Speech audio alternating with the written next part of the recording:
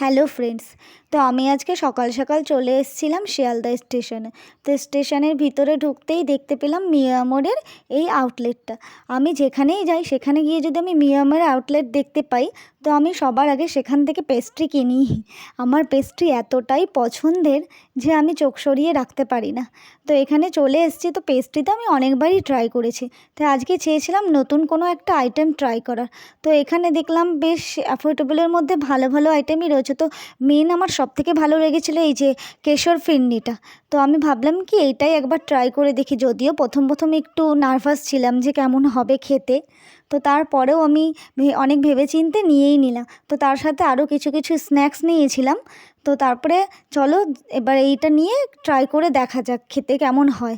তবে মিয়ামোরের কিন্তু আইটেমগুলো প্রত্যেকবারই আমি যতবারই নতুন নতুন ট্রাই করি, কোনোটাতেই আমি কখনো হতাশ হইনি। তো দেখা যাক এটাতে হতাশ হই কি না। তোমরা কে কে মিয়ামোরের প্রত্যেকটা আইটেম খেতে ভালোবাসো অবশ্যই কমেন্ট করে জানিও।